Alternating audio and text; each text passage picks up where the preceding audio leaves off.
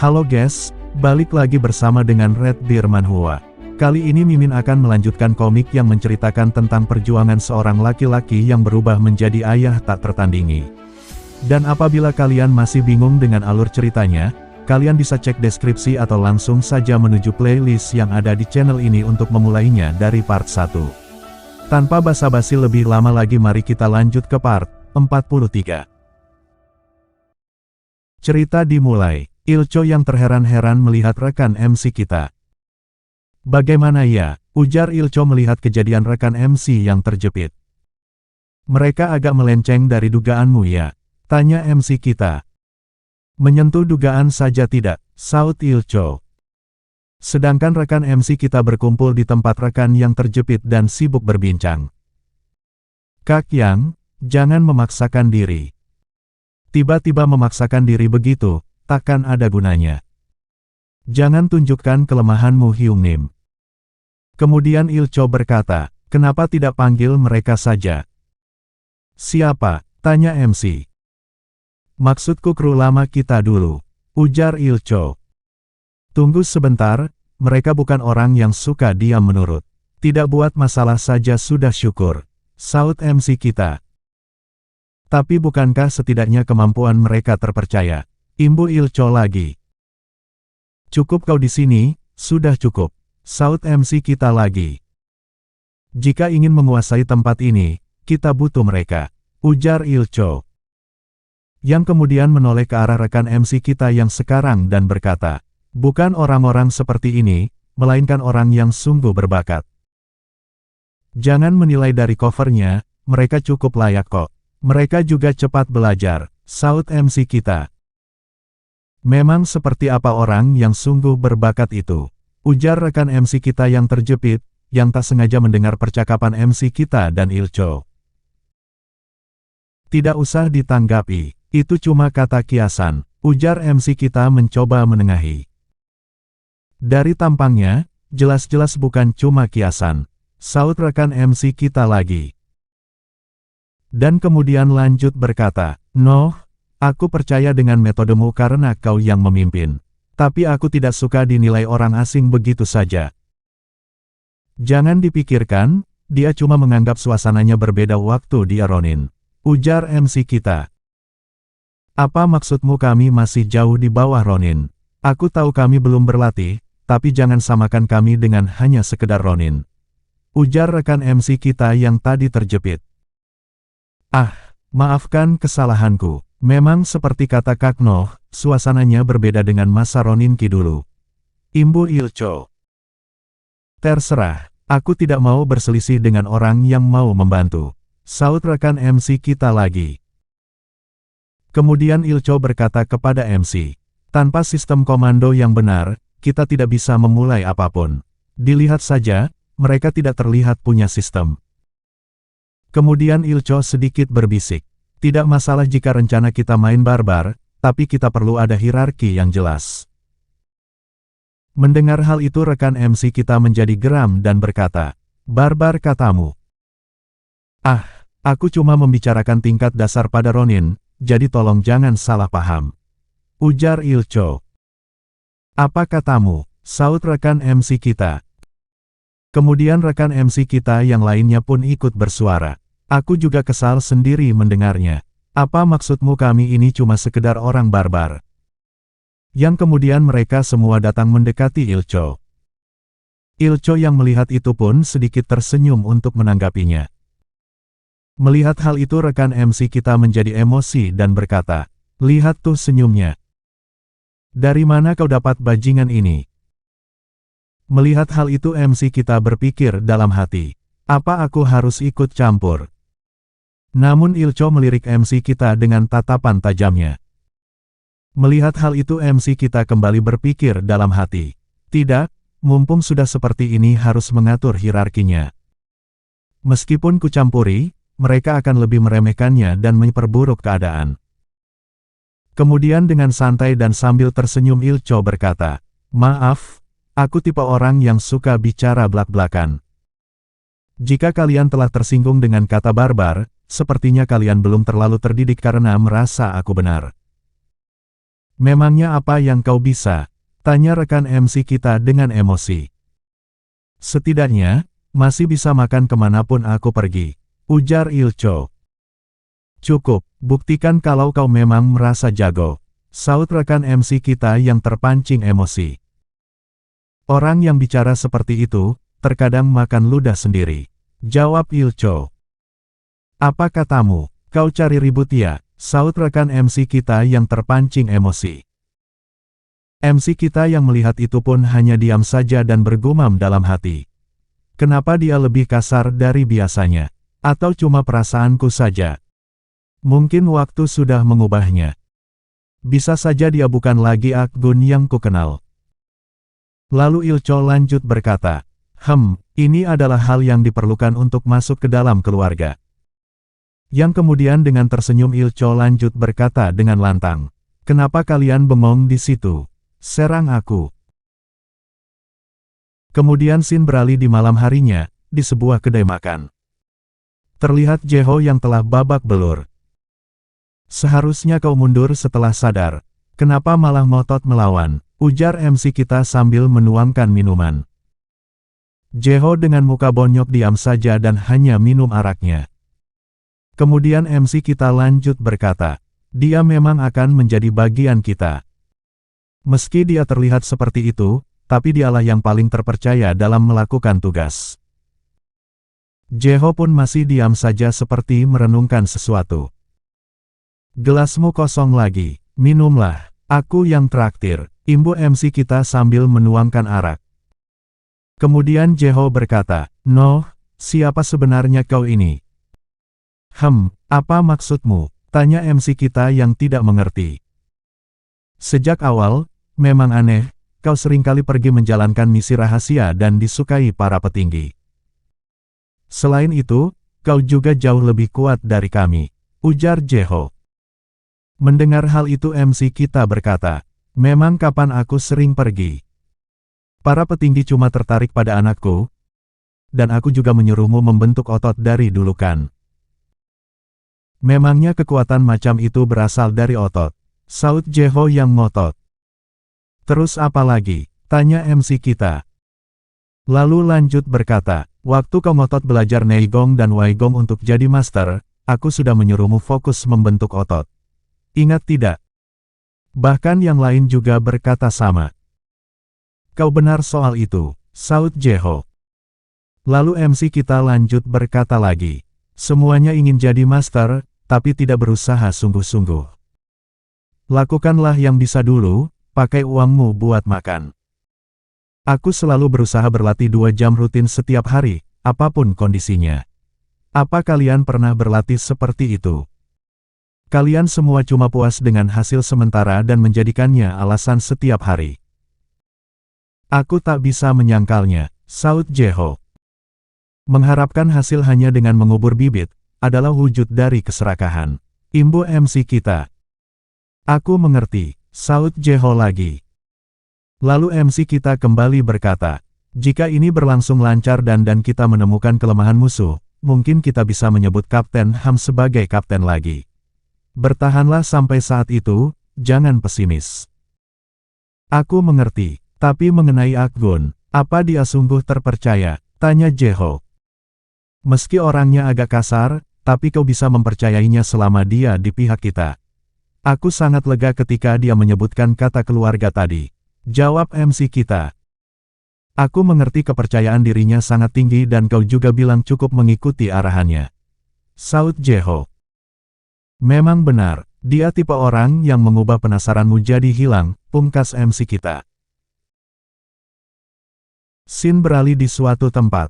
Terlihat Ilcho sedang melihat papan tulis dengan susunan hierarki. Lalu Ilcho berkata, gampang, mereka sangat sederhana. Aku jadi heran sendiri kenapa kakak terganggu dengan pekerjaan sesimpel ini. Tidak, salah. Justru berkat pekerjaan ini, kakak jadi mencoba mencariku. Aku senang kami masih seperti keluarga. Pekerjaannya gampang, tapi kami membutuhkan sedikit waktu. Ujar Ilcho yang kemudiannya menulis susunan hierarki. Scene beralih keesokan harinya di kediaman MC. "Ibu!" teriak anak mbok pengasuh. "Bong, Bong, hei, Bong!" ujar anak-anak MC kita. "Ibu!" teriak Bong lagi. "Bong, kenapa kau di sini?"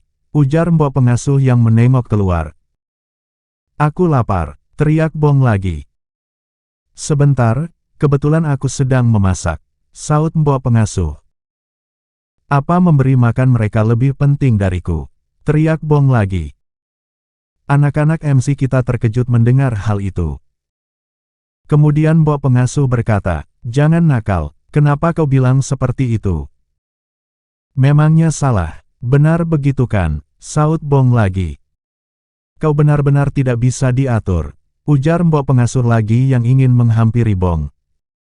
Kemudian tiba-tiba Sohyun datang menengahi mereka. Kemudian dengan cepat Gung Hyun dan Gung Myung serempak datang mengunci pergerakan Bong dan berkata, "Bong, ayo makan bersama, mumpung kau mampir kemari." "Lepaskan," teriak Bong. "Sudah, ayo makan, hari ini lauknya daging," ujar Gung Hyun dan Gung Myung. "Kurang ajar," teriak Bong yang mencoba meronta. Namun kemudian kepalanya langsung disentil oleh Sohyun. Mendapatkan hal itu Bong bertanya, "Apa maksudmu?" "Bong, kenapa kau ingin bodoh sekali? Kau akan kusentil lagi kalau melawan. Apa kau tambah bodoh karena aku nonamu ini meninggalkanmu sendirian?" ujar Sohyun sambil meniup-niup jarinya. "Kenapa kau jadi nonaku? Aku lahir 2 bulan sebelum kalian," saut Bong. "Bla bla bla bla, dari tadi bicara apa sih? Apa kau sudah tidak waras?" ujar Sohyun. "Siapa yang tidak waras?" saut Bong lagi. "Kalau kau tidak mau makan bersama kami, artinya kau mengaku tidak waras," ujar Sohyun lagi. "Keparat," ujar Bong yang kemudian maju ingin menyentil Sohyun. Mendapatkan hal itu Sohyun berpikir dalam hati, "Haruskah ku hindari? Tidak, terima saja, biar dianya sedikit puas." Saat jari Bong ingin menyentil Sohyun dengan cepat langsung dihentikan oleh Gung Hyun dan kemudian Gung Hyun berkata, "Tunggu, sentil aku dulu, dulu kita sering main sentil-sentilan kan?" "Sentil aku juga," imbuh Gung Myung. Mendengar hal itu Bong hanya bisa terdiam malu. Lalu dengan cepat Sohyun menariknya ke dalam dan berkata, "Ayo makan." Scene bergeser sedikit saat Bong makan bersama anak-anak MC di rumah MC kita hingga selesai. Kemudian Gung Hyun berkata, "Bong, kau belajar apa di Akademi Bela Diri Naga Kembar?" "Begitu-begitu doang," saut Bong. "Harusnya kau ikut kami ke Akademi Bela Diri 1000 Naga," ujar Gung Myung. "Iya, biar kita bisa sering main bareng kayak dulu," imbuh Gung Hyun menambahi. "Tidak apa, aku puas dengan yang sekarang," saut Bong. Kemudian Gung Hyun dan Gung Myung lanjut berkata, "Kapan-kapan main ke sana yuk, lumayan dekat kan, ide bagus." Mendengar hal itu Bong menjadi panik, lalu berkata, "Tidak usah, memang buat apa mampir ke tempatku?"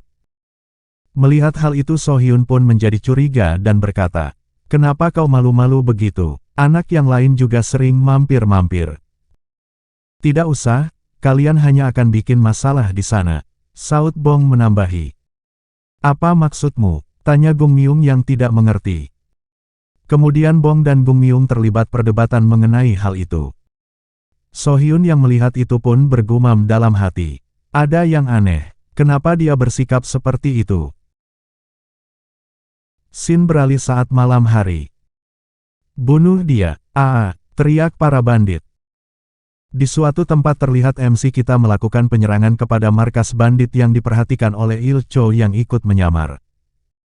Melihat MC kita berkelahi Il Cho berpikir dalam hati, gerakannya masih bagus, tapi kenapa terlihat lembut? Saat MC kita menghantam salah seorang bandit, Il Cho kembali berpikir dalam hati, lemah sekali, bertenaga tapi lemah. Terkesan jahil, meski sebenarnya tidak. Kemudian chapter sedikit bergeser lagi saat MC kita dan Il Cho makan di sebuah kedai makan. Il Cho termenung menatap MC kita. Melihat hal itu MC kita bertanya, Ada apa? Jika cuma itu yang kau mau, rasanya kurang tepat memanggilku setelah lebih dari 1 dekade. Ujar Ilcho. Aku ingin melihat kondisimu, saut MC kita. Jika yang lain tahu, mereka akan merasa dikhianati karena cuma aku yang dipanggil. Ujar Ilcho lagi. Tentu saja yang lain juga ingin ku ajak, saut MC kita lagi. Kemudian MC terdiam sesaat dan berpikir sesuatu. Lalu MC kita lanjut berkata, lupakan perkataanku tadi, mereka terlalu kasar. Mereka bukan orang yang harus kuundang seperti ini. Jadi cuma aku yang bisa kau undang seperti ini, saut Ilcho yang tersenyum. Makan saja, makanan di sini lebih enak saat masih panas. Ujar MC kita mengalihkan pembicaraan. Sesaat Ilcho melihat sewajan mie yang dihidangkan namun sudah habis oleh MC kita. Lalu Ilcho kembali minum. Kemudian MC kita lanjut berkata, aku minta maaf, tapi aku sudah membayar imbas dari tindakanku. Maksudmu karena mengkhianati kami. Kau membubarkan organisasi kita tepat saat sedang berjaya, saut Ilcho. Aku tidak membubarkannya, aku cuma pergi keluar sendiri. Imbu MC kita. Kemudian Ilcho lanjut berkata, kau pikir organisasi itu bisa bertahan tanpamu? Seperti kata kakak, mereka itu sangat kasar. Kelompok kita terpecah-pecah setelah 3 bulan kepergianmu. Mereka sampai mencaci makimu. Kalau mau berkeluarga, siapa saja pasti berhenti melakukan itu, saut MC kita. Kami membiarkanmu memang karena memahami situasimu. Setidaknya aku paham betul, ujar Ilcho. Jadi yang lain dendam padaku? Tanya MC kita. Setidaknya jika kau memberi kabar suatu waktu, mungkin bisa menenangkan mereka. Jawab Ilcho. Maaf, aku masih kurang bersikap wibawa, saut MC kita. Itu masalahmu sendiri kak, kau perlu memutuskan seberapa jauh aku harus bertindak, ujar Ilcho. Aku sudah meratakan kelompok terkenal, aku tidak tahu harus bagaimana lagi, saut MC kita. Kau sama sekali belum berubah, selalu membuat orang lain membersihkan kekacauanmu. Imbu Ilcho sambil tersenyum. Tidak usah membahasnya, saut MC kita. Yang kemudian lanjut berkata, pokoknya kau yang sudah ahli. Kau buat rencana dan aku yang beraksi. Sama seperti dulu kan? Apa kau cuma ingin mengembalikan Kapten Ham? Tanya Ilcho. Untuk sekarang, iya, jawab MC kita. Hayo, ternyata kau punya motif tersembunyi, saut Ilcho. Bukankah orang-orang itu terus muncul meski sudah kita bereskan? Tanya MC kita lagi. Kalau malah hilang memang justru aneh, jawab Ilcho. Kemudian MC kita berbisik pada Ilcho dengan berkata, makanya aku berpikir, untuk mengambil alih. Maksudmu memimpin seluruh kriminal dunia hitam, ujar Ilcho. Shoot, saut MC kita memberikan isyarat untuk berkata hati-hati.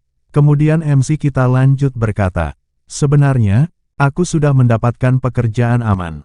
Tapi agak gugup.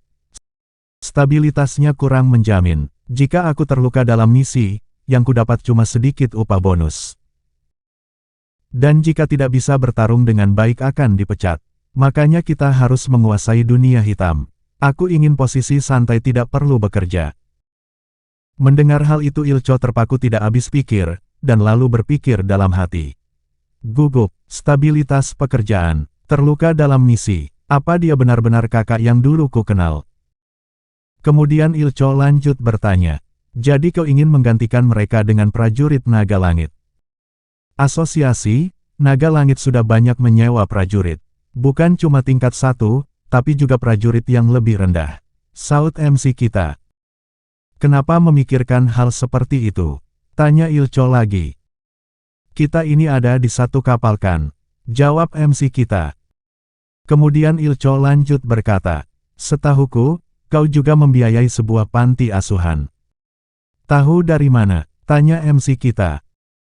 Kau pikir aku siapa? Investigasi pekerjaan utamaku, ujar Ilcho. Itu bukan panti asuhan, cuma tempat untuk anak-anak yang tidak punya keluarga lagi. Saut MC kita. Skala bantuan darimu bukan sekedar donasi loh, ujar Ilcho lagi. Mendengar hal itu MC kita terdiam tanpa kata-kata. Kemudian Ilcho lanjut berkata, Kak, semakin banyak kelemahan yang kau miliki, kau akan semakin rentan. Meski semua ini keputusanmu, tapi tolong jangan memperlemah dirimu. Kau benar-benar lemah daripada dirimu yang dulu. Sekian untuk episode kali ini, jangan lupa subscribe untuk update video-video terbaru dari Mimin, dan juga bantu share biar channel ini berkembang dan membuat Mimin semangat. Sekian dari Mimin, wassalamualaikum warahmatullahi wabarakatuh, and see you next time.